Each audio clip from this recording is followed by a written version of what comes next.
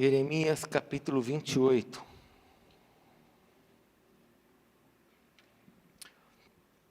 Antes de ler o trecho da palavra de Deus, ainda em pé, nós vamos começar uma campanha de jejum, irmãos. Uma campanha de jejum e separação. Será uma campanha de 28 dias, onde as primeiras 2 semanas nós faremos jejum de 24 horas.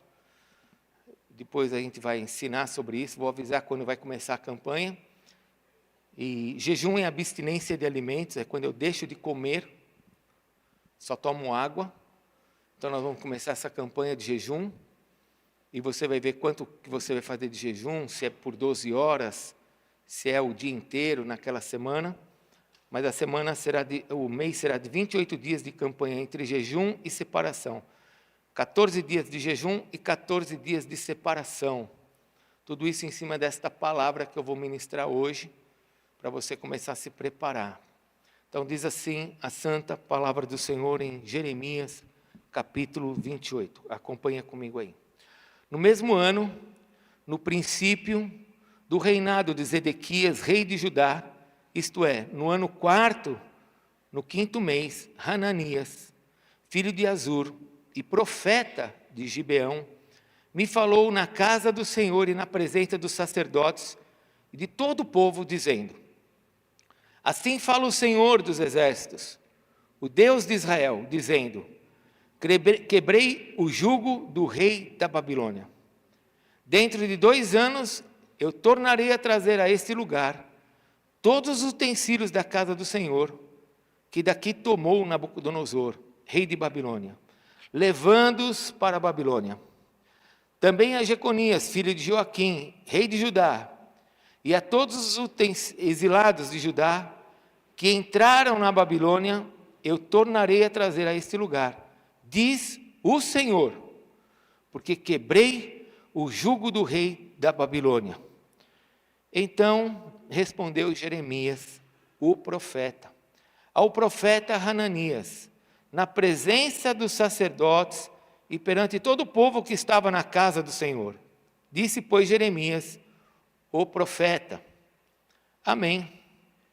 Assim faça o Senhor.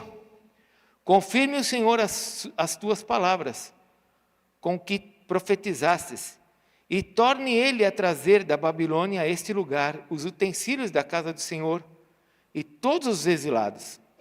Mas ouve agora esta palavra que eu falo a ti e a todo o povo, para que ouçais. Os profetas que houve antes de mim e antes de ti, desde a antiguidade, profetizaram guerra, mal e peste contra muitas terras e grandes reinos. O profeta que profetizar paz, só ao cumprir-se a sua palavra, será conhecido como profeta, de fato enviado do Senhor. Então o profeta Hananias tomou os canzis do pescoço de Jeremias, o profeta, e os quebrou. E falou na presença de todo o povo: assim diz o Senhor, deste modo dentro de 2 anos quebrarei o jugo de Nabucodonosor, rei da Babilônia, de sobre o pescoço de todas as nações. E Jeremias, o profeta, se foi, tomando o seu caminho. Mas depois que Hananias, o profeta, quebrou os canzis de sobre o pescoço do profeta Jeremias, veio a este a palavra do Senhor, dizendo: vai e fala a Hananias, dizendo: assim diz o Senhor, canzis de madeira quebrastes, mas em vez deles farei canzis de ferro. Porque assim diz o Senhor dos exércitos, o Deus de Israel: jugo de ferro pus sobre o pescoço de todas essas nações, para que servissem a Nabucodonosor, rei de Babilônia, e os servirão. Também lhe dei os animais do campo. Assim Jeremias o profeta, ao profeta Hananias, assim disse, né? Ouve agora, Hananias, o Senhor não te enviou, mas tu fizeste que este povo confiaste em mentiras. Pelo que assim diz o Senhor: eis que te lançarei de sobre a face da terra, morrerás este ano, porque pregaste rebeldia contra o Senhor. Morreu, pois, o profeta Hananias, no mesmo ano, no 7º mês. 2 meses depois que ele profetizou, ele morreu. Vamos orar agora por essa palavra. Estamos diante da mesa do Senhor. Hoje é uma noite muito especial, noite de Santa Ceia, noite de Santa Convocação. O Senhor nos chama para a sua mesa. Noite que eu sei que alguns de vocês até fizeram algum sacrifício para estar aqui. Às vezes a pessoa está enferma, está com dor, não tem conseguido vir à igreja, mas separa a condição de vir para a ceia, porque é ceia. Então feche seus olhos, que o Senhor te cure nesta noite, em nome de Jesus. Você que veio para cá com dificuldade, mas veio porque é ceia. Diante do teu Senhor, que o Senhor te cure. Que o Senhor coloque a mão sobre o teu corpo agora e todo o mal, toda enfermidade saia desse lugar. E que Deus, o nosso Deus, nos abençoe agora com entendimento, com revelação. Que o nosso Deus agora nos encha da sua presença e nos abençoe. Para que nós o temamos e o venhamos a amá-lo cada vez mais, de todo o nosso coração, com todo o nosso entendimento, com toda a nossa força. Senhor, abençoa-nos nessa noite. Ajuda-nos, ó Deus, e faz a Tua vontade no nosso coração. Estamos diante da Tua mesa, mesa que nós reconhecemos que nos faz lembrar da morte e da ressurreição do nosso Senhor, Jesus, a quem nesta noite nós adoramos pelo sacrifício vicário, pelo sacrifício salvador, pelo sacrifício que abriu o véu que nos separava e nos colocou na Tua presença, Pai. Ao Senhor damos toda a honra e glória. Abençoa-nos, ó Pai, por meio da Tua palavra, que eu diminua e que o Senhor cresça, que a glória seja toda Tua, hoje, na igreja, pelos séculos dos séculos. Amém, Senhor. Pode se assentar, meu irmão.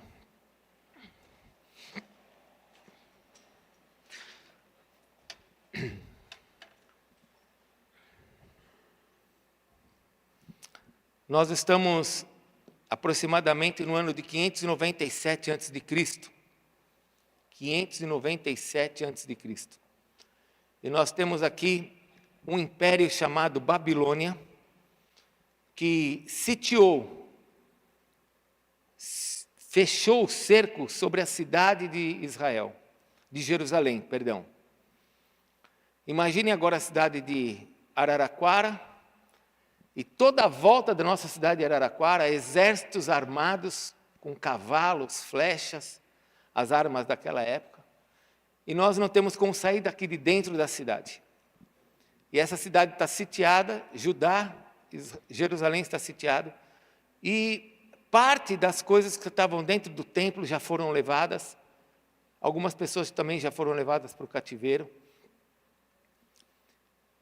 E no capítulo 27, que nós não lemos, mas se você tiver depois a oportunidade de ler, você vai ver alguns versículos interessantes no capítulo 27, onde o Senhor fala para o profeta, versículo 2, disse o Senhor, faz correias de canzis e põe-nos ao pescoço. Deus falou para Jeremias, faça uma correia e pegue pedaços de madeira, amarre esses pedaços de madeira com as suas correias, pendura no pescoço, e faz também essas correias, e envia, versículo 3, para os reis de Edom, para os reis de Moabe, para os filhos de Amon, para os reis de Tiro, para o rei de Sidom, envia essas correias para todos eles, e Deus fala assim para Jeremias, fala para todos os reis, antes de acontecer, que Nabucodonosor, o rei de Babilônia, vai reinar sobre todos esses reinos. E se você quiser viver, se submeta a ele, porque ele vai colocar todos vocês debaixo do seu jugo. Foi isso que Deus falou para Jeremias no capítulo 27. Jeremias então faz um cordão, amarra os pedaços de pau que simbolizavam o jugo que colocava sobre os animais e controlava os animais. E ele então, como profeta, você viu no versículo 28 que nós lemos, que várias vezes aparece, versículo 5 no capítulo 28. Então respondeu Jeremias, o profeta, e ele se intitula como profeta várias vezes, e agora aparece Jeremias no capítulo 28, diante do rei, com esse cordão. Só que se levanta um outro profeta, se levanta um outro profeta, era profeta, chamado Hananias. E esse profeta, que era profeta, ele então, diante dos sacerdotes, diante do rei, diante de toda daquele grupo de homens de autoridade, ele diz assim: olha, eu quero falar uma coisa para vocês. Esse jugo que Jeremias falou, não vai durar 2 anos. E eu quero dizer uma coisa como profeta. E ele diz: assim diz o Senhor. Assim diz o Senhor. Esse jugo não vai durar 2 anos. Os utensílios da casa do Senhor que foram roubados vão ser devolvidos. Os reis de Israel que foram levados como escravos vão ser devolvidos. Porque assim diz o Senhor. Quando ele termina de falar isso, Jeremias, o profeta, também profeta, porque o outro era profeta. O outro também era profeta. Jeremias escuta isso e ele fala assim: olha, deixa eu dizer uma coisa para você. Tomara que essa palavra aconteça. Como eu gostaria que essa palavra acontecesse. Mas eu tenho que te dizer uma coisa como profeta. Pessoas antes de mim, profetas e líderes antes de mim, disseram que vai ter guerra, que vai ter nações opressoras, que a coisa não vai ser bem assim não. Porém, se o que você está falando acontecer, realmente você é um profeta. Se o que você está dizendo acontecer daqui 2 anos, parabéns, você é um profeta. E Jeremias olha e fala: bom, isso não tem nada a ver comigo, deixa eu ir embora. E Jeremias vai embora. Quando Jeremias está indo embora, Deus fala para Jeremias assim: volta lá. Ah não, faltou um detalhe. Quando Jeremias acaba de falar isso, esse Hananias pega esse colar que está no pescoço de Jeremias e rebenta, puxa e rebenta. E ele fala: assim como eu quebrei esse teu cordão, assim é o que o Senhor vai fazer diante dessas nações. Jeremias ouviu, então, falou aquilo e vai embora. Quando Jeremias está indo embora, Deus fala para Jeremias: ei, onde você vai? Você é o meu profeta. Volta lá e diga para Hananias que ele é um mentiroso, que ele está enganando o meu povo com essas mentiras, está levando o meu povo a terem sentimentos errados, e por causa dessa revelação eles vão tomar decisões erradas. Diga a este profeta que esse canzis que eu estou colocando sobre as nações não é só de madeira não, ele é de ferro, ou seja, é uma coisa que ninguém vai mudar isso. E diga para ele que ele vai morrer pelo que ele fez. Jeremias fala isso, vai lá, conta essa história para o profeta, vai embora, e depois de 2 meses esse profeta morre, e depois de 11 anos que se passam, Judá é levado para o cativeiro e Nabucodonosor destrói tudo. E a palavra de Jeremias se cumpre. E aqueles que obedeceram à revelação, aqueles que foram atentos à revelação, foram poupados diante do inimigo. Porque quem resistiu e quem disse assim: vamos guerrear contra o inimigo porque ele vai perder, porque o profeta disse que nós vamos vencer. Esses que foram de encontro ao inimigo foram derrotados e mortos. Não adiantou ter fé, porque ter fé no que está errado não vai adiantar nada. Ter fé em revelações erradas não vai adiantar. A fé move montanhas desde que essa fé esteja no lugar certo, em Deus. Se a fé não está em Deus, não adianta você ter fé nenhuma. Não adianta você ter fé e falar: tal coisa vai dar certo na minha vida. Se isso não for da vontade de Deus, você pode ter a fé que você quiser, que não vai acontecer. Por que eu estou falando isso, irmãos? Porque aqui nós temos 2 profetas. Nós não temos um falso profeta, nós temos 2 profetas. Só que um estava num mover profético que estava ligado a Deus, e um outro profeta que estava ligado a seus próprios interesses. Nós temos aqui um profeta que estava sendo usado por Deus, e um profeta que estava se deixando ser usado para agradar os homens. Não está aqui em avaliação se eles eram falsos ou não, mas como é que eles estavam se movendo. Existe hoje no mundo, preste bem atenção, porque quando você recebe uma informação errada e você passa a acreditar naquela informação errada, você pode entrar num grande buraco. E nós temos hoje no mundo um grupo de profetas sobre o mundo, onde você tem acesso toda hora, por meio desse aparelhinho aqui, ó, que estão numa linha totalmente contrária ao que a palavra de Deus nos ensina. E devido a isso, muitos crentes estão tomando decisões erradas na vida, confiando em Deus e confiando na boca de homens que são profetas. Eu não vou me levantar aqui falando que não são, mas que não estão falando aquilo que realmente está na revelação. Estão falando aquilo que os homens querem ouvir, que as igrejas querem ouvir, que o povo quer ouvir. Nós estamos vivendo hoje um tempo em que falsos profetas são fáceis de ser identificados. Agora, esses profetas que estão no meio da igreja verdadeira, mas que estão com ensinos absurdos, têm gerado na igreja um sentimento errado, têm levado a igreja a ter desejos errados, a se posicionar de forma errada. E aí, quando for lutar contra o inimigo, como diz aqui em Jeremias, vão perder. Deixa eu explicar isso melhor para você. Hoje nós temos uma linha de homens de Deus pregando que a igreja vai melhorar. Você já ouviu isso? Que a igreja vai tomar a terra, que o mundo está melhorando, que a igreja vai crescer e vai tomar a terra. Tem um grupo ensinando isso. Tem um grupo ensinando que Jesus Cristo já está reinando na igreja. E que porque Cristo está reinando na igreja, a igreja vai crescer, a igreja vai avançar. E aí há uma mistura e uma confusão. As portas do inferno não prevalecerão contra a igreja. Só que não pode se esquecer que quando Jesus falou as portas do inferno não prevalecerão contra a igreja, não está falando da igreja em ser uma igreja bem-sucedida. Está falando de uma igreja onde ela tem seus propósitos organizados em Deus e que não serão frustrados em Deus. Mas não que ela vai ser bem-sucedida.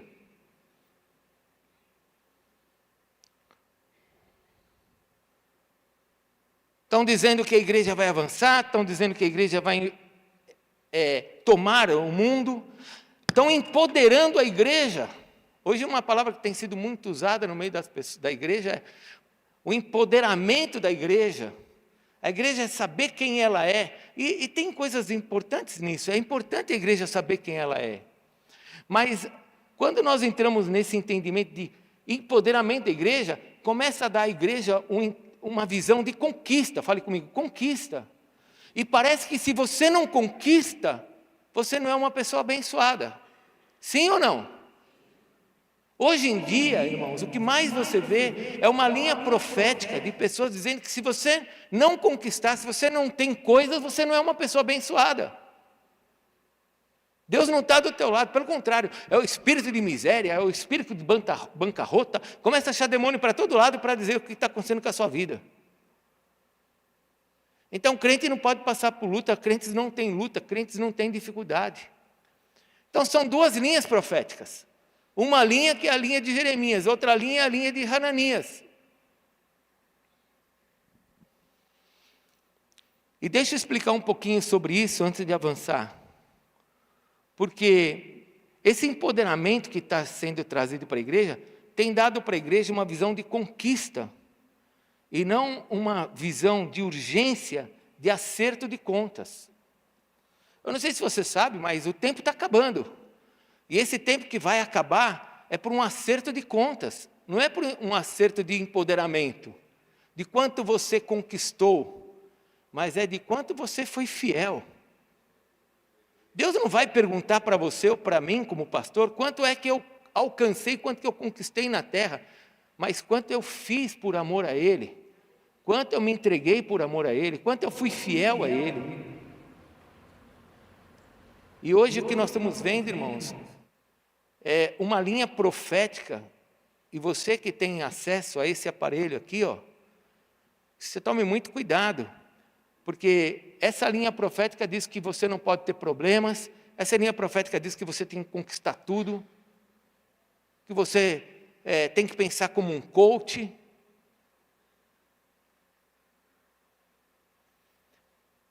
Eu ainda quero falar um pouquinho mais sobre isso, porque quando as pessoas começam a buscar esse empoderamento, quando elas começam a pensar somente em avançar sobre a terra, ela começa a pensar assim, ó, deixa eu te falar como eu vejo essas coisas no celular.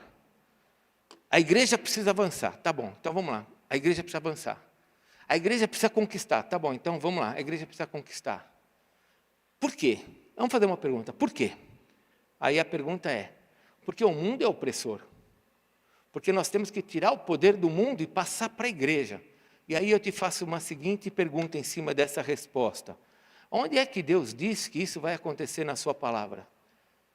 Que a igreja vai tomar o mundo e vai tirar essa opressão do mundo? Onde você vê isso nas Escrituras? E sabe como que acontece?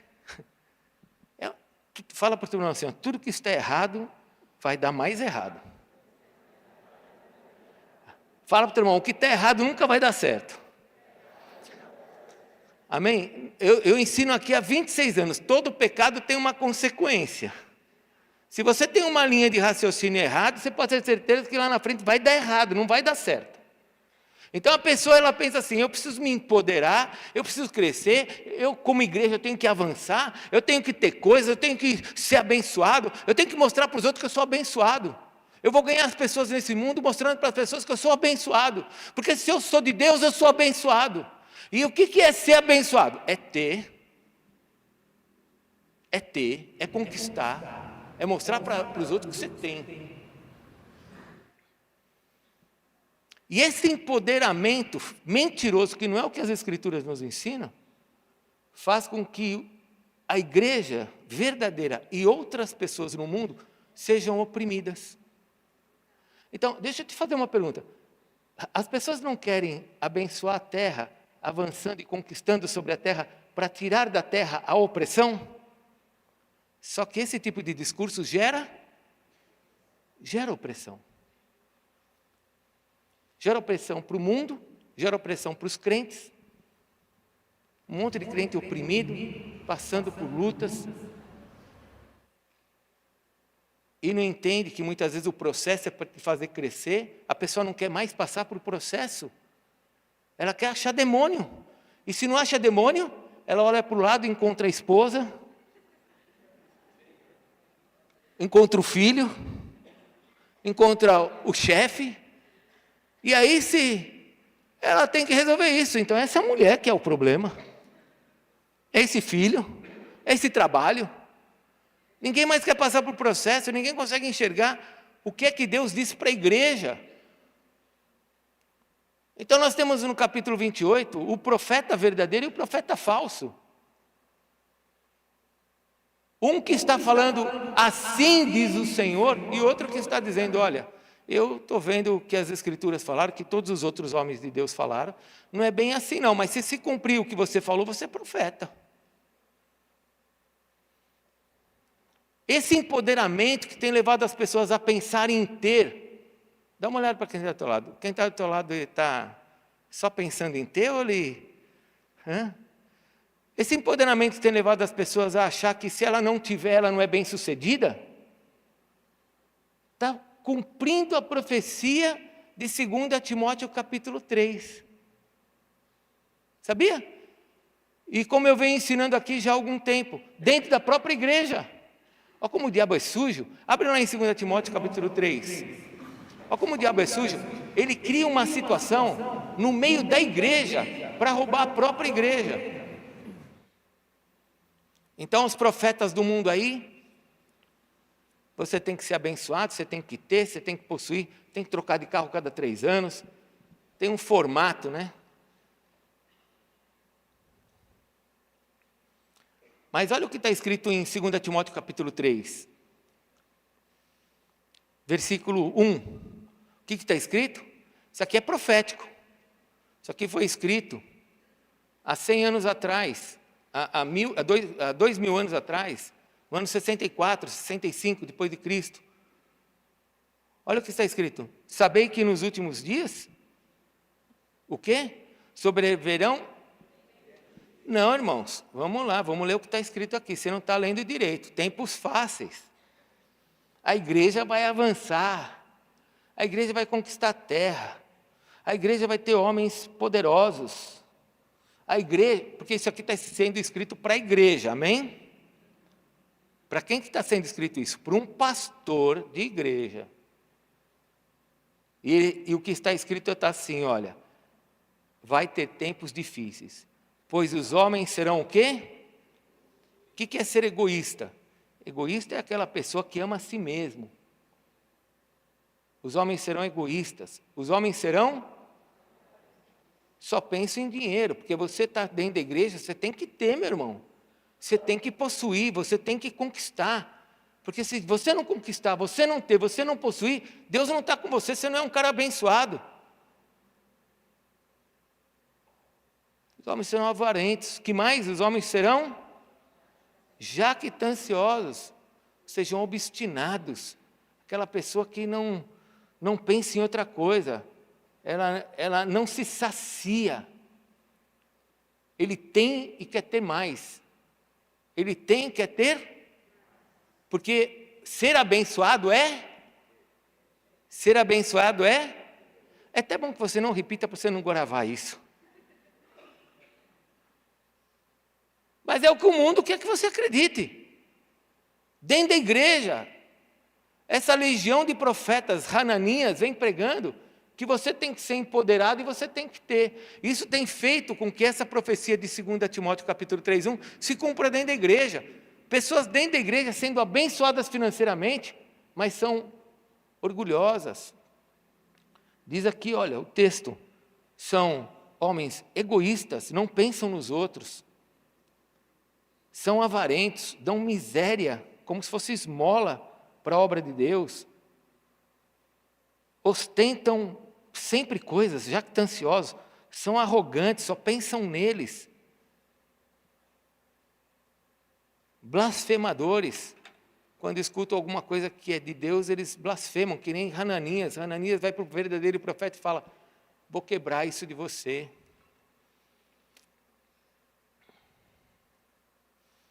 Esse evangelho que está sendo pregado por muitas escolas, igrejas lotadas, porque o mundo quer escutar isso, irmãos.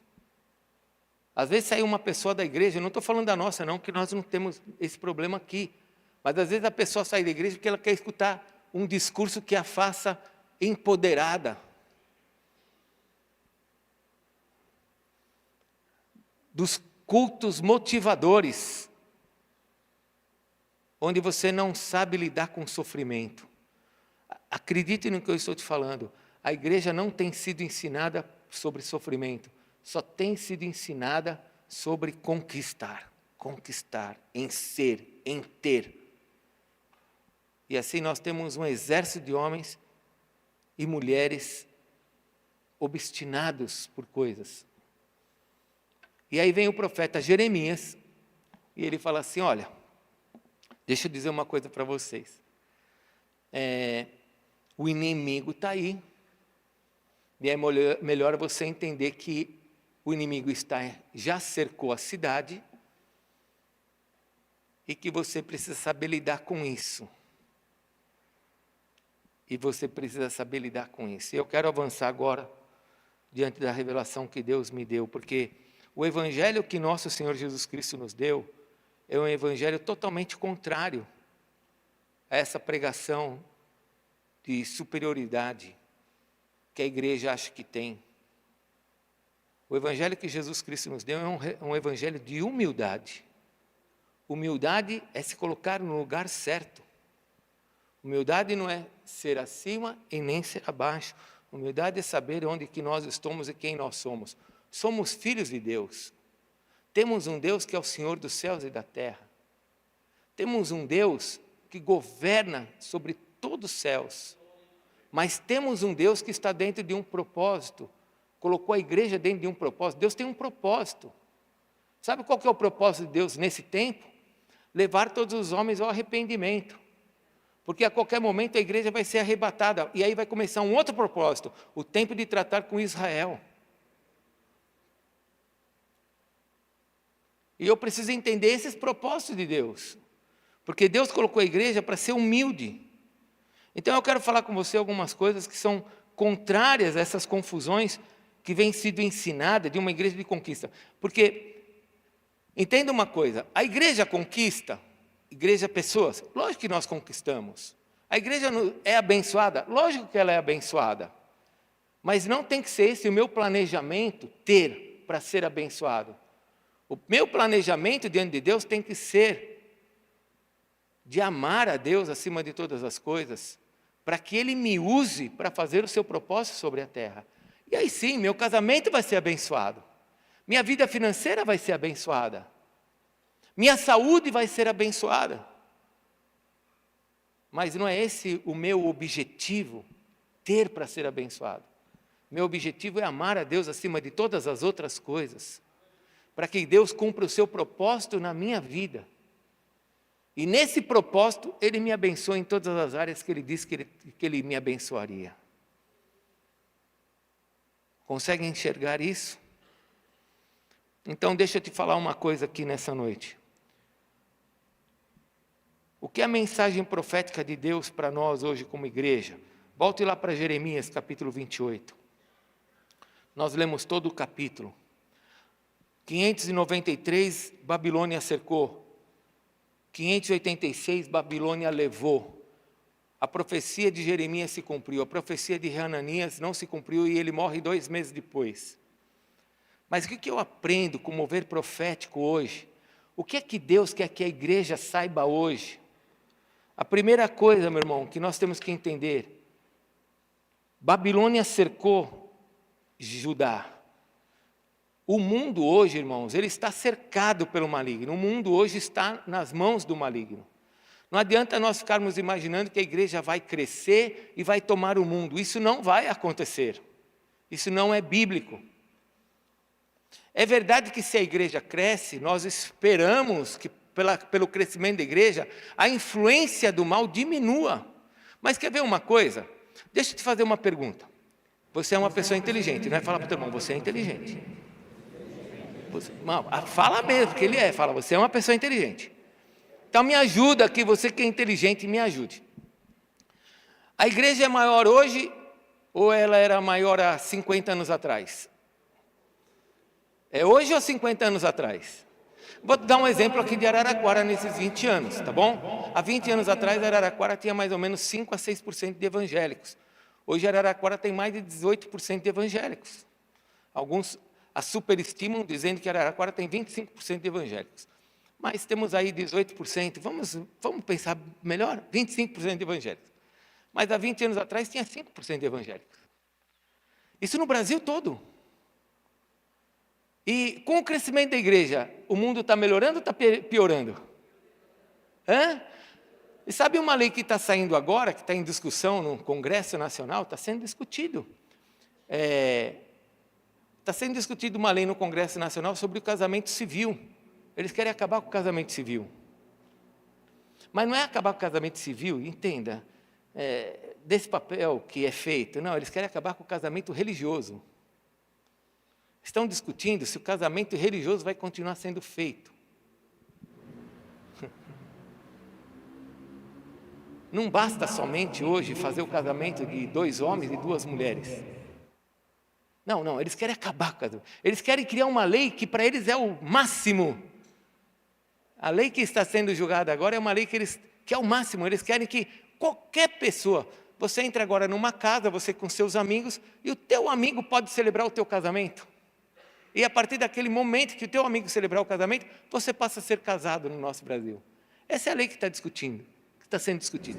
Eu só quero te lembrar uma coisa, não sei se você sabe, mas o casamento é uma coisa, é algo instituído por Deus, não foi instituído por homens. O casamento que foi instituído por Deus entrou na lei dos homens, porque quem instituiu o casamento foi Deus. O casamento é antes da lei. As leis foram feitas porque o casamento já existia. Não é que foi feita a lei para o casamento, não. A lei, quando foi feita, o casamento já existia, porque o casamento quem criou foi Deus. E agora eles querem dizer para nós, pastores, que nós não celebraremos mais casamentos. Que qualquer um pode fazer o casamento. Não tem necessidade de se fazer casamento como nós fazemos hoje. Mas deixa eu te fazer uma pergunta. A igreja não está crescendo? Não era para eles terem mais temor com relação à igreja?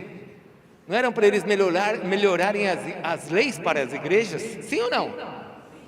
Então isso mostra, irmãos, que ainda que a igreja cresça, a influência do mal sobre a terra, ela é indiscutível, ela avassala, ela avança. O Congresso nosso está cheio de evangélicos e a lei de drogas avança. O Congresso nosso está cheio de evangélicos e a lei onde o teu RG não aparece mais pai e mãe avança.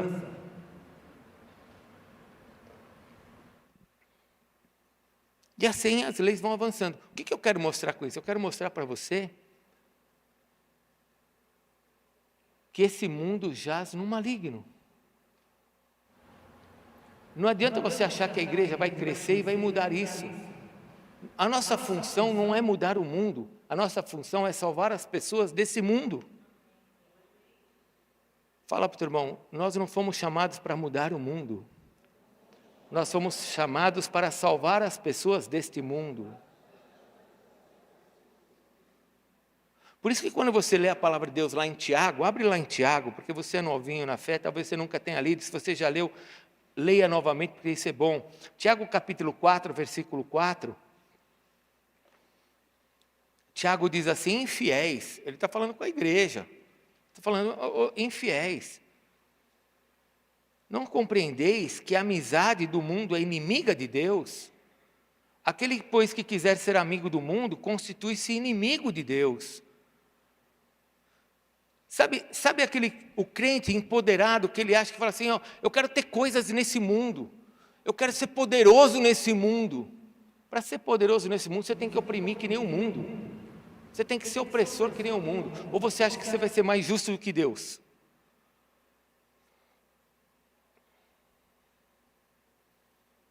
Não tem como ter amizade com esse mundo, não tem como lutar com essas regras, se ajuntar a essas regras.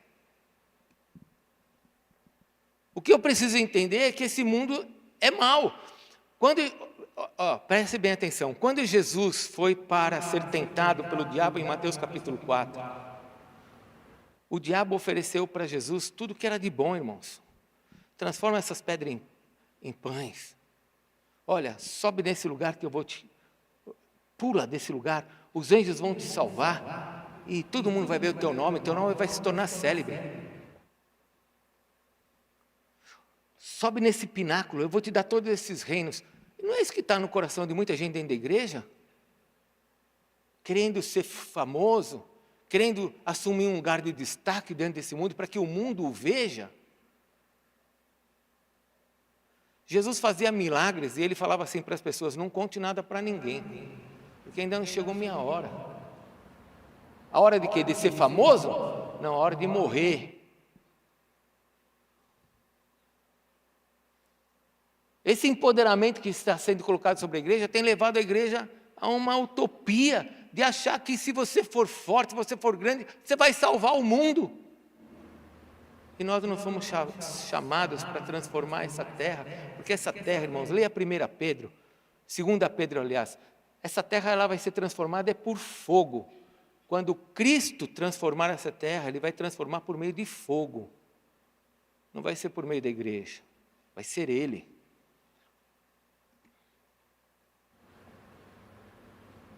O diabo ofereceu coisas boas para Jesus.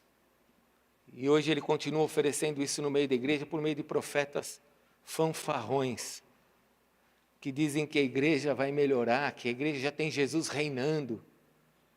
Onde que Jesus está reinando? Não, Jesus reina no meu coração. Jesus não é o meu rei, Jesus é o meu Senhor. Ele é o meu Senhor, eu me submeto à sua vontade.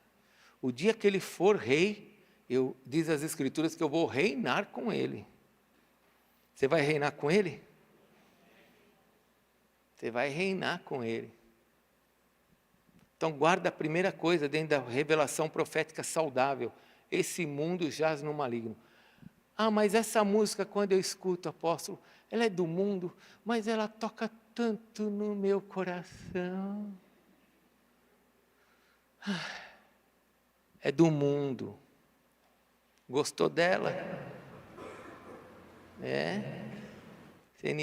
Você está se tornando inimigo de Deus, porque não tem nada nesse mundo que é amigo de Deus. Mas então o que eu faço com as minhas músicas do mundo? Quer que eu fale?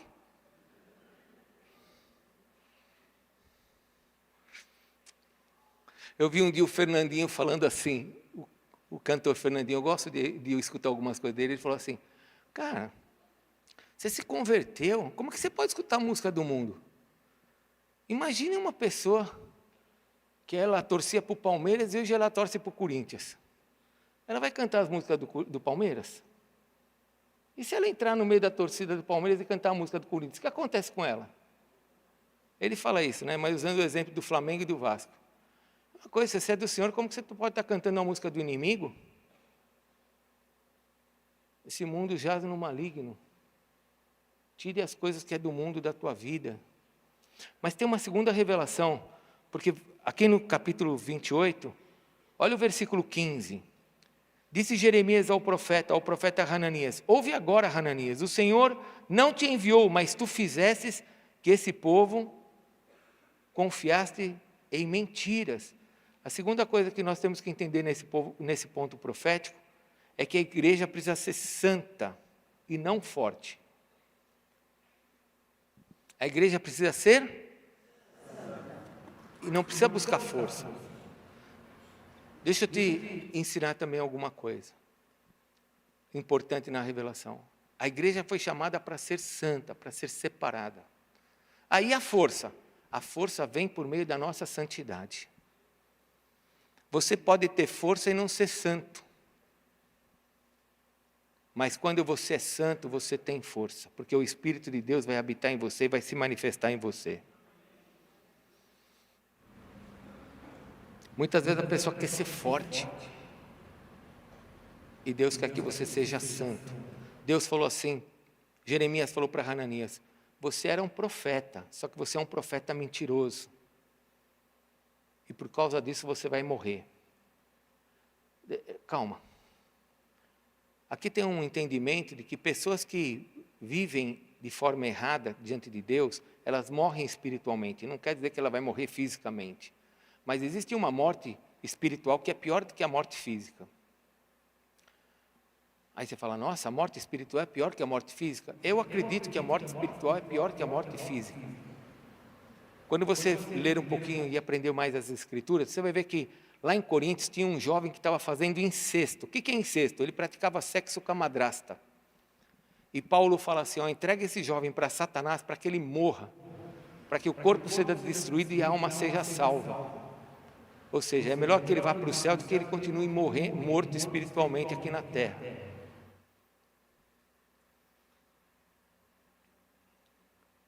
Jeremias falou assim para Hananias, você está sendo um crente, está entendendo, estou brincando aqui, né?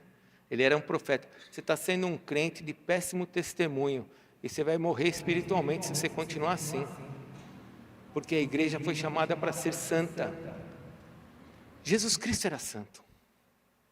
Jesus Cristo não pecou. Ele andava sobre a terra com humildade, e na sua santidade saía poder. Ele andava, as pessoas queriam tocar nele, e se tocasse nele, saía poder. Jesus não andou sobre a rua dizendo assim, ei, olhe para mim, eu sou Jesus, hein? Ó, faço academia todo dia, hein? Não sou eu. Jesus não fez isso. Jesus, ele andava em santidade, e por causa da sua santidade, manifestava poder. Lucas disse, que Jesus disse, mas descerá sobre vós o Espírito Santo, e recebereis poder sobre vocês, e vocês vão ser minhas testemunhas. Vocês vão ter poder. Ande em santidade. A igreja foi chamada para andar em santidade.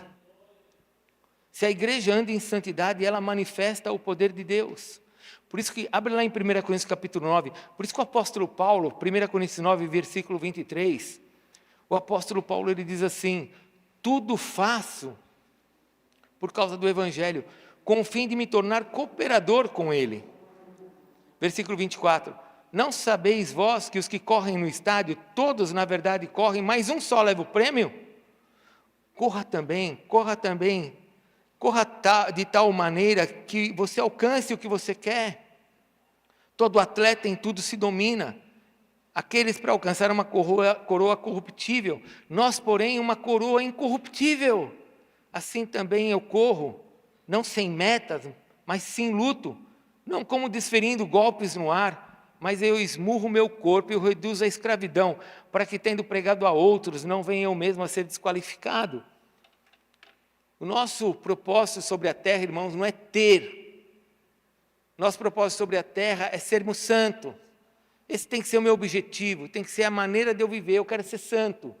Aí, se o Senhor te der uma casa, se o Senhor te der um carro, se o Senhor te der coisas boas, amém, você na tua santidade vai administrar tudo isso, mas não como uma pessoa arrogante, não como uma pessoa prepotente, não achando que só porque você recebeu e o outro não recebeu, você é melhor que o outro. Mas entendendo que dentro desse propósito o Senhor quer te usar para algo. Porque se o Senhor está te dando é porque Ele tem algum propósito para te dar. Ele não tem filhos especiais, todos são filhos.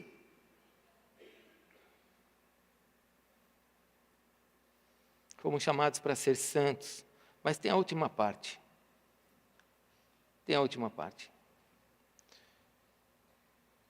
Volte lá para o capítulo 28, por favor. Depois que esse profeta morreu, 2 meses depois ele morre, versículo 17, e 11 anos depois, o rei Nabucodonosor vai levar todo Judá para o cativeiro. Quem ouviu? Fala para o teu irmão, quem ouviu? Quem ouviu e se submeteu à palavra profética de Deus? Qual que era a palavra profética de Deus? Se entregue ao rei Nabucodonosor. Se você se entregar, você vai vivo.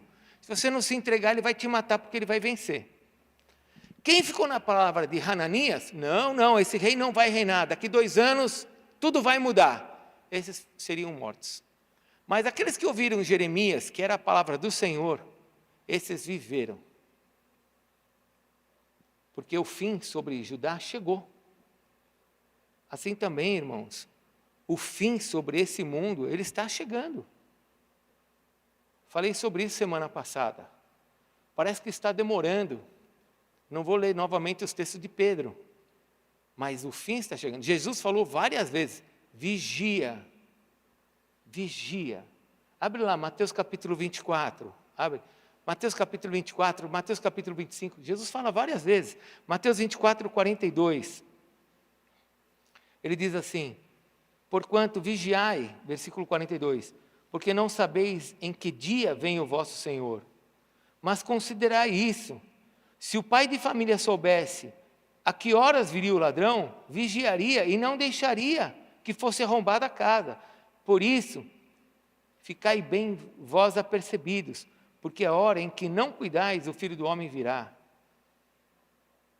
Mateus 25, 13, a parábola das virgens, versículo 13, vigiai, porque não sabeis em que hora vem o noivo. Isso está caminhando, irmãos, esse mundo está caminhando. Nós estamos indo. Se Jesus demorar mais 50 anos, provavelmente você não me verá mais aqui. Mas esse mundo está indo. As coisas estão caminhando. O inimigo continua cirandando e cercando as nações. E o Senhor diz assim para a igreja, se santifique, pare de ficar procurando ter e busque ser meu filho, ser minha filha, ser um vaso de honra, porque você sendo, o Senhor vai completar a obra que Ele disse, todas as outras em que nós seríamos prósperos, que nós seríamos saudáveis. Mas essa não é a condição, eu não estou correndo atrás disso, eu estou correndo atrás da minha santidade, porque por meio da minha santidade o Senhor me abençoará. E dessa forma eu não vou ser arrogante, dessa forma eu não vou ser avarento. Dessa forma eu vou ser parceiro de Deus, como Paulo fala em Coríntios, eu vou ser colaborador da obra dele. Porque esse mundo tem ensinado a igreja a ser colaborador de si próprio. Eu tenho que ter para mostrar para os outros que eu sou abençoado. Enquanto que Jesus disse para aquele jovem rico, se você quer mostrar para os outros que você realmente é meu filho, vai e vende tudo que você tem, para você mostrar quem você é. Jesus não está pedindo hoje para ninguém vender tudo o que tem. Hoje Ele quer mais do que dinheiro, Ele quer o seu coração. Ele quer tudo que você tem, o teu coração. As coisas estão acabando. Nós tínhamos um porteiro aqui, há 2 semanas atrás, um senhor super simpático, todo domingo à noite, ele estava, às 5 horas da tarde, ele estava aqui, ficava a tarde inteira, a manhã inteira e a tarde. Esqueci o nome dele, qual que era o nome dele? Senhor Damásio. Um homem super educado, simpático. No outro dia já não veio mais, teve um infarto. Eu não sei se você sabe, mas olha bem para a pessoa que está perto de você, que você ama. Olha para ela. Está olhando bem nos olhos dela? Vai ter um dia em que um dos dois vai morrer, sabia? Um vai embora primeiro. E vou te dar uma outra notícia não muito boa, não vai dar tempo de despedir. Então trate bem a pessoa agora, porque vai chegar um dia que não vai dar tempo de despedir. Eu não consegui me despedir do seu Damásio. Eu não estou sendo fatalítico, que eu estou querendo dizer para você que nós temos que entender que Jesus disse que esses dias são maus, que isso vai passar e que Ele continua no controle. E que a igreja precisa entender que esse é o nosso caminhar. Eu estou indo para o céu, eu não caminho aqui em direção a coisas, eu caminho aqui em direção ao reino de Deus, à sua justiça. E agora nós vamos tomar ceia juntos. Pode fechar sua Bíblia, por favor. E eu queria te convidar a ter esse momento de reflexão antes de tomar a ceia.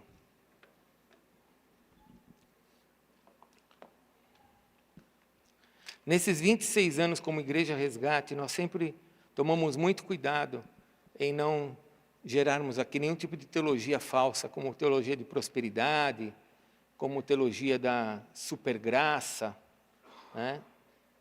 Onde você pode fazer o que você quer porque você foi para o céu, você vai para o céu.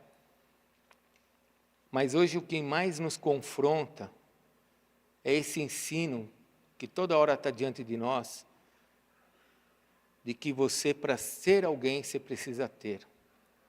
E eu vou falar uma coisa, isso é uma verdade, você para ser, você precisa ter santidade na sua vida. Você precisa ser santo. Você precisa entender que isso está passando, que você vai se encontrar com Deus a qualquer momento, ou através da morte, que na verdade a gente não morre, né? A gente fecha os olhos e vai embora, só que a morte é para quem fica, ou através da sua volta. Nós temos que entender que não dá para ficar debaixo desses discursos de profetas falsos, onde se eu não tivesse, se eu não tivesse, se eu não pudesse, se eu não alcançasse, se eu não conquistar, eu não sou nada. Isso não é verdade. Eu sou filho de Deus. E se eu estiver dentro de um processo, eu vou passar por esse processo. Eu vou me fortalecer nesse processo. E vou dar testemunho nesse processo.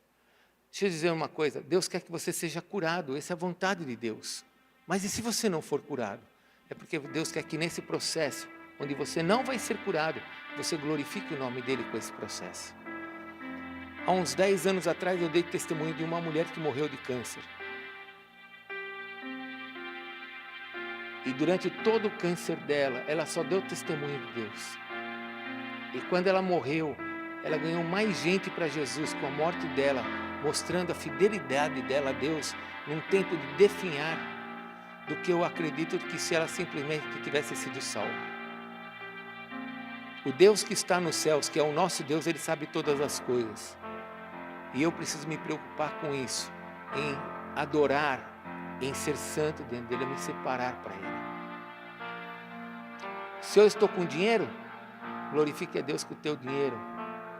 passe por esse processo de saber lidar com esse dinheiro para glorificar o nome dele. Não seja avarento. Não fique fazendo contas miseráveis. Seja generoso. Entenda que Deus, se Ele está te dando, é para você poder abençoar. Não há ninguém que seja suficientemente pobre que não tenha o que dar para ajudar alguém. Uma vez nós saímos nessas ruas aqui, eu estava dentro do carro e nós entregamos sacolinhas em todo o bairro. Aqui na Vila Xavier, lá no Melhado, no Santa Angelina, entregamos sacolinhas. E depois de uma semana nós voltamos para pegar as sacolinhas. E entregamos junto com a nossa sacolinha um papelzinho. Nos doem 1 quilo de alimento para darmos para as pessoas que estão passando dificuldade na nossa cidade. Quando nós estamos aqui na nossa rua, aqui atrás, eu sei qual é a casa, eu conheço a pessoa até hoje. Um senhorzinho saiu. E ele saiu com um saquinho de arroz, saquinho de supermercado, com um pouquinho de arroz dentro. Ele não tinha como doar um saco de arroz de 5 quilos, nem de 3, nem de 2, nem de 1. Mas ele pegou um pouquinho de arroz, colocou dentro de um saquinho e falou: isso aqui é o que eu tenho, por favor, dá para alguém. Não existe ninguém pobre o suficiente que não tenha o que dar. Entenda que Deus quer que você esteja dentro de um propósito, se santifique, tenha um coração alinhado com Deus, porque tudo isso vai passar. E nós não estamos num tempo de conquistar, como eu falei no início do culto, nós estamos num tempo de prestar contas. Porque diz Paulo em Coríntios que todos nós compareceremos perante o tribunal de Cristo, para cada um de nós sermos julgados, segundo o bem e o mal que fizemos por meio deste corpo. Está escrito, 1 Coríntios capítulo 2. Então nós estamos aqui para ter, nós estamos aqui para fazer. Porque um dia nós vamos nos encontrar com Ele. E quando isso acontecer, Ele vai olhar para você. Eu espero que Ele olhe para mim. E Ele diga assim: você foi fiel no pouco? Entra. Porque eu não sei se alguém vai conseguir ser fiel no muito. Mas no pouco eu sei que nós vamos ser. No pouco Ele disse que nós vamos ser. Então eu quero ser fiel. Santifique-se, separe-se, separa os teus ouvidos dessas músicas, separa os teus olhos dessas novelas, separa a tua vida desse celular o tempo inteiro. Não lê mais a Bíblia. Eu não posso continuar, senão eu vou fazer outra pregação. Mas eu, como pai, quero te dizer: santifique-se. É por meio da sua santidade que vai manifestar poder. Vamos orar? Nós vamos participar da ceia, dessa mesa linda que Jesus Cristo fez para nós. Quando Jesus estava com seus discípulos, ele estava próximo à Páscoa, não era nem Páscoa ainda, porque na Páscoa foi quando ele morreu, mas estava muito próximo à Páscoa. E por meio daquela mesa da Páscoa foi instituída a ceia, a mesa onde nós celebramos a morte do nosso Senhor Jesus e celebramos a sua ressurreição. E tudo isso Ele fez por você e por mim. Então agora feche os seus olhos.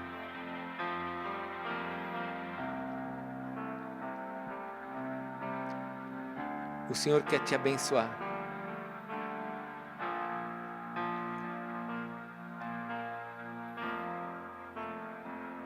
Veja o que você pode hoje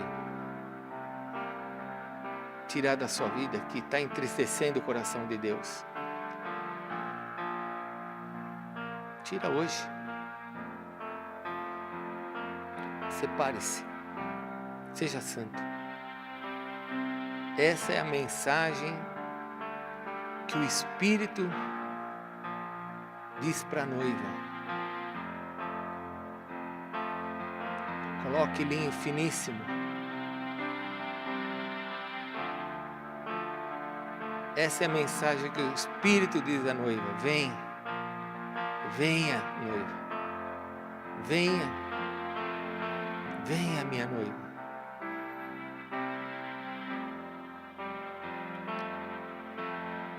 Tire as manchas que estão na tua roupa. Tire aqueles aqueles pontos que chamam atenção para vergonha. Você é filho.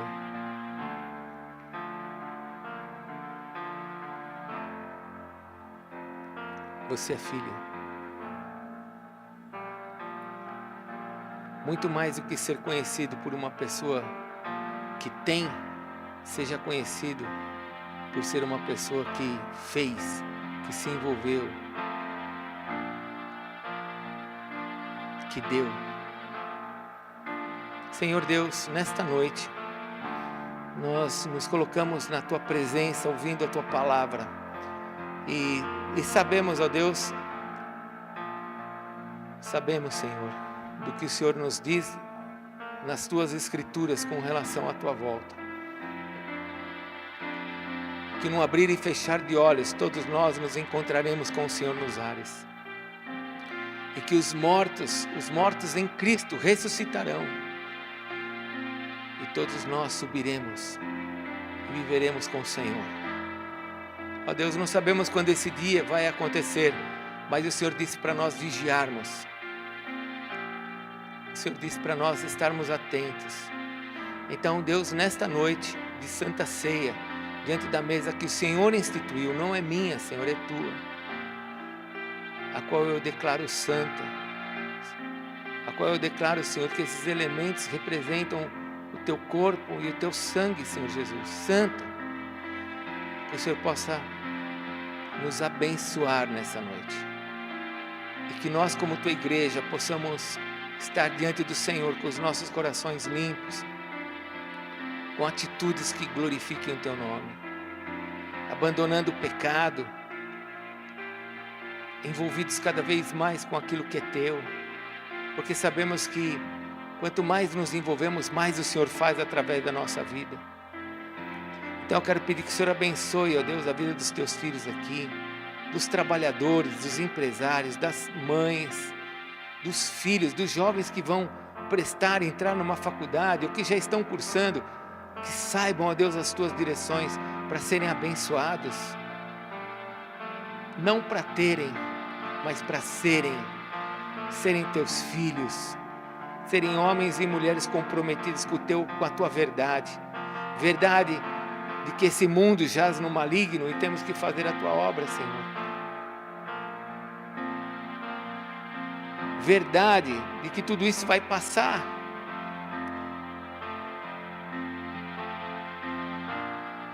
Ajuda-nos, ó Deus. E quero Te pedir milagres agora.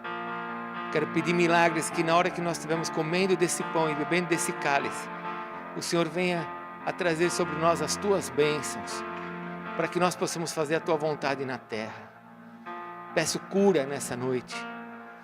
Peço que o Senhor se manifeste com o poder do Teu Espírito para curar qualquer um que esteja enfermo aqui. Peço milagres na vida financeira, peço milagres no casamento, peço milagres para esse que está com o coração machucado e que não consegue perdoar, peço um milagre que venha do perdão sobre ele. Eu peço os milagres que venham dos céus, para que nós sejamos santos como o Senhor é santo. Curados, libertos. Faz a Tua obra de salvação sobre nós, Senhor. Abençoa-nos nesse momento. Apresentamos a Ti esses pães, apresentamos a Ti esse cálice e pedimos que o Senhor santifique esses elementos, para que nós tenhamos comunhão com eles, como se estivéssemos realmente com o Senhor fisicamente. E que sejamos curados e abençoados nesta noite, em nome de Jesus. Amém, Senhor. Amém? Glória a Deus. Enquanto nós vamos comer do pão e beber do cálice, eu te convido a continuar refletindo sobre tudo isso e a ter seu tempo de oração com Deus, de celebração, porque afinal nós estamos diante de uma mesa de vida, não de morte. Estamos diante de uma mesa de vida, que você possa celebrar a vida de Jesus e estar conectado com Ele nos seus propósitos. Queria chamar aqui para frente os pastores que vão estar vindo comigo a servir a ceia. Não sei se as crianças já entraram. Já? Que ótimo.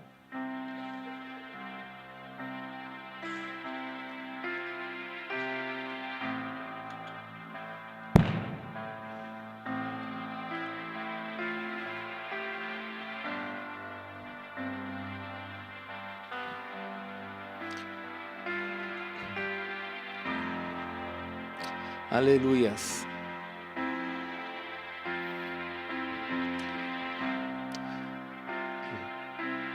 Na noite em que Jesus Cristo foi traído, ele estava com os seus discípulos. Fale comigo, discípulos. Estava com os discípulos. E ele disse para os seus discípulos: este é meu corpo, que é dado por vós, comei dele todos. E depois que comeram do pão, que simboliza o corpo de nosso Senhor Jesus, Jesus pegou o cálice e ele disse: esse cálice simboliza o meu sangue, o cálice da aliança. Uma aliança que ele tem com a gente por meio do seu sangue. Como dizem Hebreus, a aliança do Senhor com a gente não foi feita por meio do sangue de um bode ou de um carneiro, mas foi feita pelo sangue de Jesus. Então, ao comer dessa mesa, você está comendo daquele que disse em João capítulo 6, quem comer da minha carne, quem beber do meu sangue, esse tem a vida eterna. Isso não quer dizer canibalismo, não quer dizer consciência do que ele fez por mim. Morreu pelos meus pecados e me deu uma aliança eterna, onde eu vou estar nos céus, não pelos meus méritos, mas pelo que ele fez por mim. Então fale comigo, não é pelos meus méritos, mas pelo que ele fez por mim. Se você crê que Jesus Cristo morreu pelos teus pecados, se você crê que Jesus deu a sua vida por você, porque você deveria morrer naquela cruz, mas ele deu a vida dele por você, e ele morreu pelos teus pecados. E se você crê que ele ressuscitou ao terceiro dia dentre os mortos, e está sentado à destra de Deus, sendo o Senhor Deus, se você crê, você pode participar dessa mesa, porque essa mesa não pertence a essa igreja, essa mesa pertence ao Senhor Jesus. Eu ainda não fui batizado, não é esse o requisito. Eu ainda não parei de fazer isso, eu parei de fazer aquilo. Não é esse o requisito. O requisito é saber que ele é o teu Senhor, que ele perdoa os teus pecados. Mas eu ainda continuo fazendo. Então, pare. Talvez você precise de um processo, mas pare. A mesa está aqui entre nós. Participe dessa mesa. Vou servir o pão, segure o pão na sua mão para nós comermos juntos. Depois comeremos juntos e depois serviremos o cálice para tomarmos juntos. Amém? Obrigado, Senhor, mais uma vez. Peço que o Senhor nos abençoe agora nesse momento, santo momento, onde nós apresentamos este pão e esse cálice ao Senhor. Abençoa-nos em nome de Jesus, Pai. Amém, Senhor.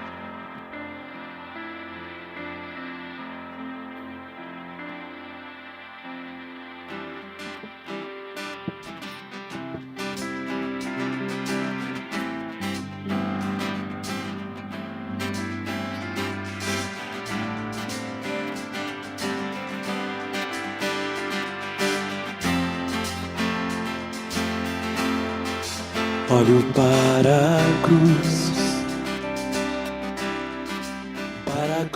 eu vou, do seu sofrer participar, da sua obra vou cantar. Meu Salvador na cruz mostrou o amor do Pai, justo Deus.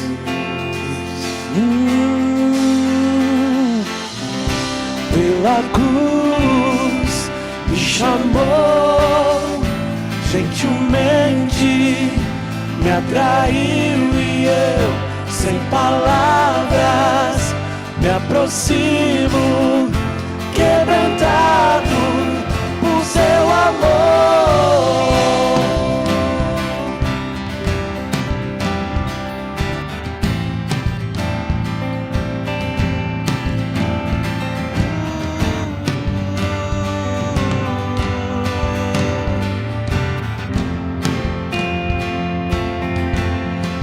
Merecida a vida, de graça recebi, por sua cruz, da morte me livrou, trouxe minha vida, eu estava condenado, mas agora pela cruz eu fui reconciliado.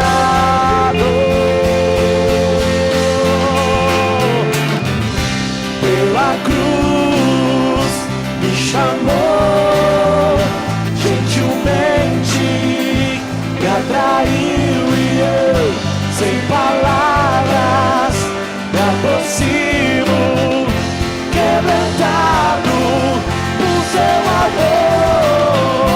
Pela cruz me chamou gentilmente, me atraiu e eu, sem palavras, me aproximo, quebrantado por seu amor.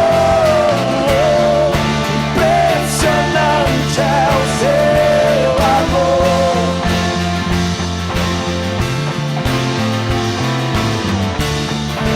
Me redimiu e me mostrou o quanto és fiel. Pela Levante o pão que está na sua mão. Eu vou orar mais uma vez, mas depois eu gostaria que você falasse com Deus e agradecesse Jesus pelo que Ele fez por você. O pão simboliza o corpo de Jesus sendo entregue para ser humilhado, maltratado, ferido pelas nossas transgressões. E em Isaías diz que o castigo que estava sobre Ele nos trouxe a paz. Pelas suas pisaduras, pelos seus ferimentos, nós fomos sarados. Então que você agradeça a Deus pelo que Jesus fez por você. E agradeça, porque através dele você pode ter cura agora de toda a doença. Pai, esta é a palavra que o Senhor nos entregou e nós cremos na tua palavra. Então que nesta noite o Senhor manifeste o teu poder sobre nós, segundo a tua graça e misericórdia. Nós nos alimentamos de ti, desse pão que simboliza o Senhor, mas tomamos posse de toda a verdade que o Senhor nos disse. Cura, faz milagres entre nós, Senhor, nessa noite, em nome de Jesus. Coma e faça a sua oração.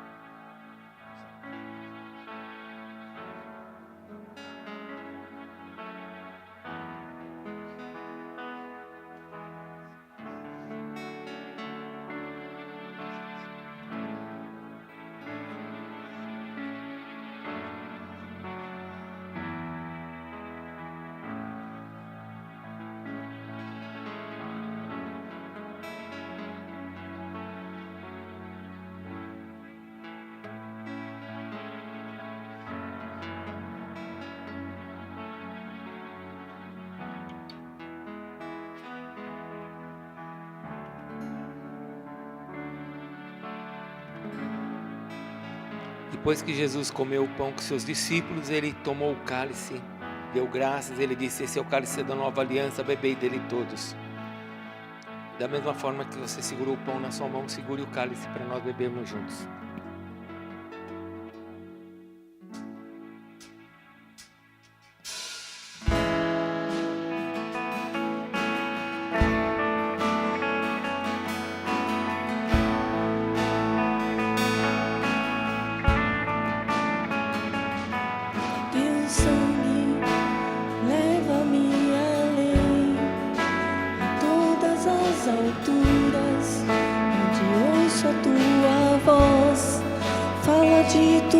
Justiça pela minha vida.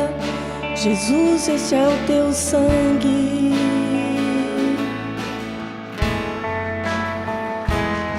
Tua cruz mostra a tua graça, fala do amor do Pai, que prepara para nós um caminho para Ele, onde eu posso me achegar somente pelo sangue.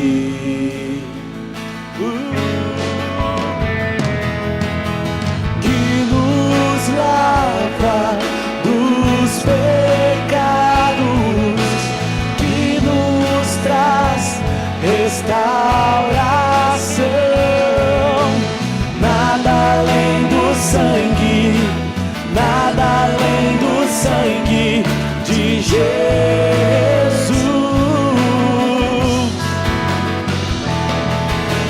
que nos faz brancos como a neve, aceitos como amigos de Deus. Nada além do sangue, nada além do sangue de Jesus.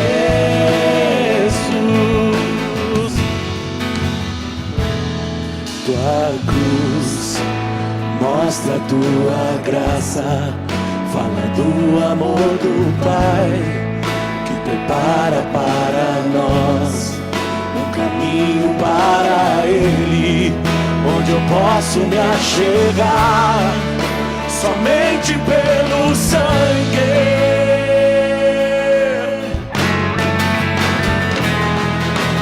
Que nos lava dos pecados, que nos traz restauração. Nada além do sangue, nada além do sangue de Jesus,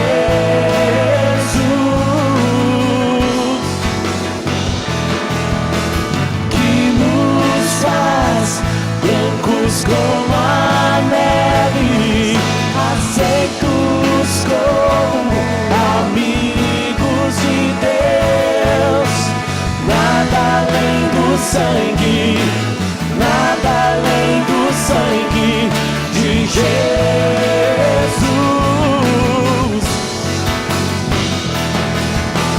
Eu sou livre,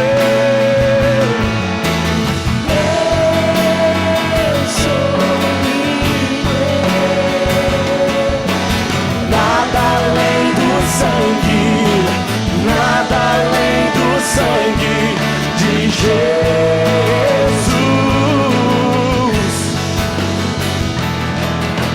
Eu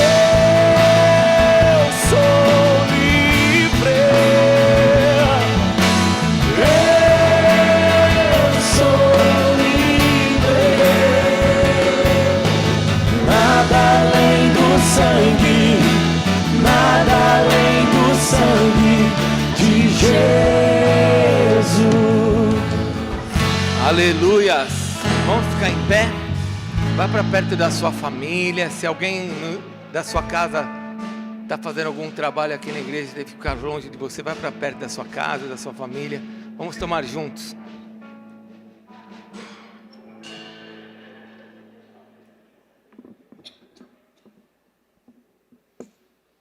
A gente espera. Se você estiver sozinho, vira aí que tem alguém perto de você para tomar junto. Ninguém pode tomar sozinho. Na Páscoa eles não ficaram sozinhos, na ceia não estavam sozinhos.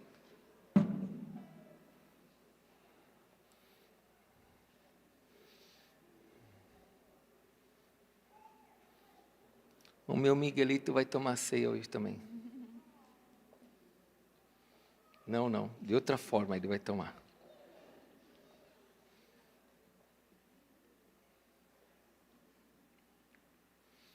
Amém. Todo mundo está junto de alguém? Cadê Vinícius, a família? Vai para perto de alguém.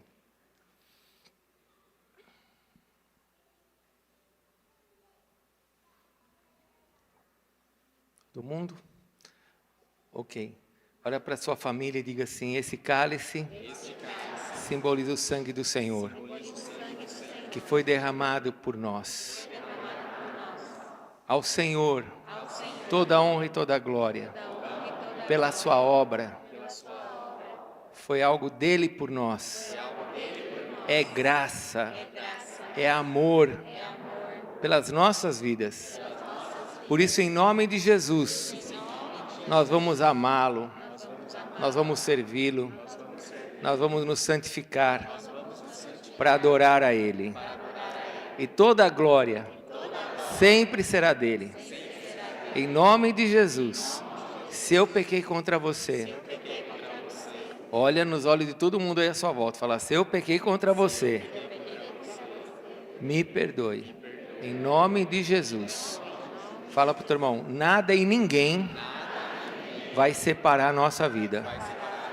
Vai nos separar do Senhor. Em nome de Jesus. Vamos beber?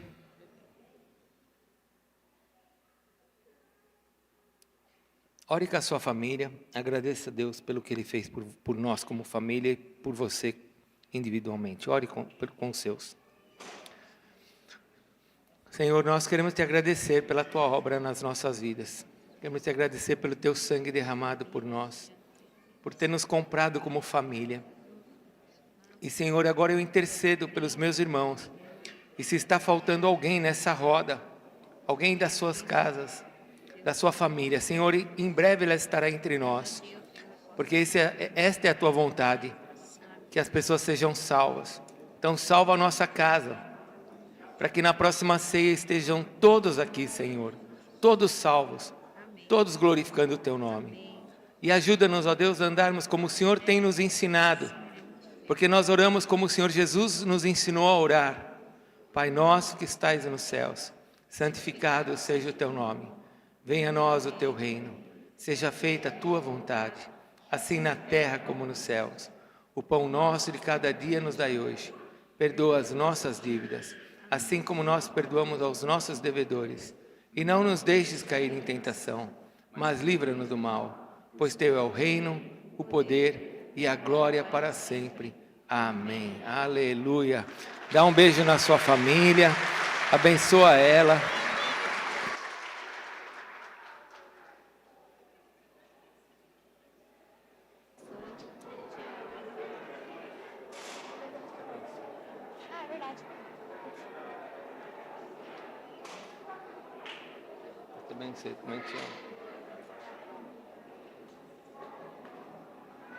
Glória a Deus. Depois de terem tomado a ceia, eles cantaram louvor. É o que nós vamos fazer agora. Vamos louvar ao Senhor e depois vamos receber a bênção. Qual que é a música? Aleluia, pode ser, pastor? Levanta o aleluia ou que é o outro?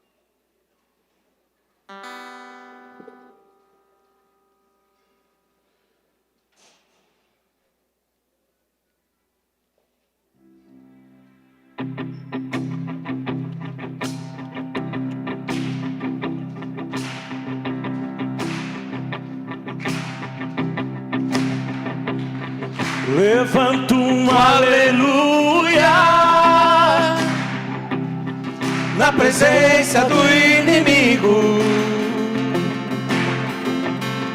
Levanta um aleluia mais alto que os ruídos. Levanta um aleluia. Canções são armas para mim. Levanto um aleluia. Os céus vêm guerrear por mim. Na tempestade eu vou cantar alto e mais alto, o meu orgulho girar. Das cinzas a fé se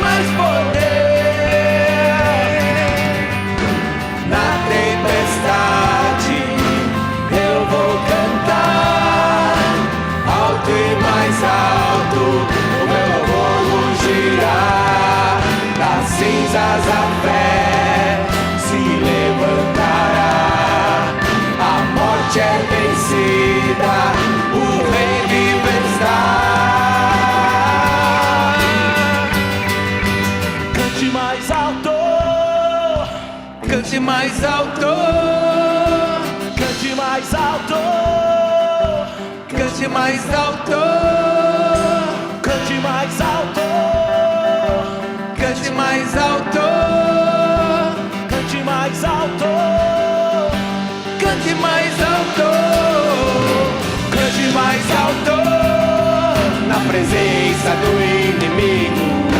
cante mais alto Que os ruídos, cante mais alto, canções são armas para mim. cante mais alto, Os céus vêm guerrear por mim. cante mais alto, cante mais alto, que os ruídos, cante mais alto, canções são armas para mim. cante mais alto, O céu vem guerrear por mim.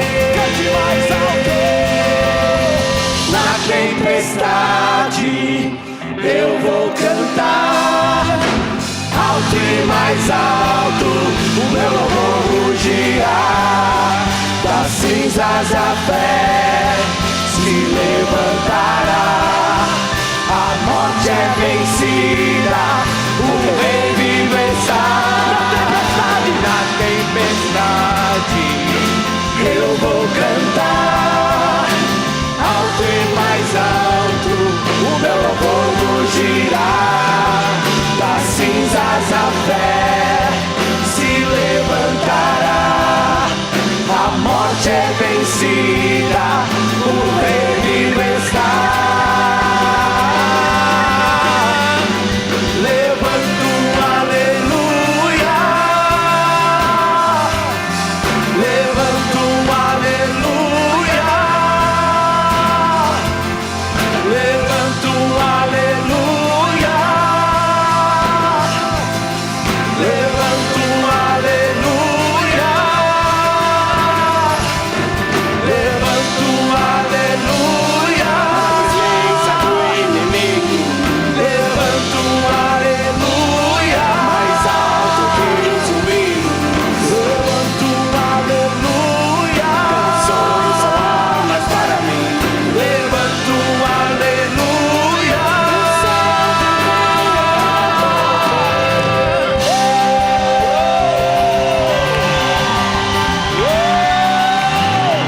O povo mais feliz da terra deu um grito de júbilo.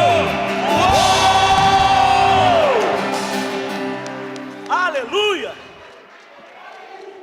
Vai, Paulo, dá um glória a Deus aí.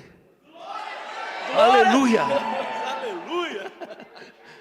Que a graça do Senhor esteja sobre sua vida, que o amor de Deus Pai, a comunhão do Espírito Santo te acompanhe e que você possa ser feliz e santo diante do Deus que te ama, que te conserva, que te guarda, que morreu por você, que prepara um lugar para você e que um dia estará diante de você eternamente. A Ele, a Jesus, toda a honra e glória pelos séculos dos séculos. Amém, Senhor. Vai na paz, Deus te abençoe. Aleluia. Dá um beijo no teu irmão, dê um abraço, fala que o Senhor te abençoe, meu irmão. Seja santo, fala para ele, seja santo. Vai na paz. Se você precisa de oração, vem aqui para frente que nós vamos orar por você. Amém?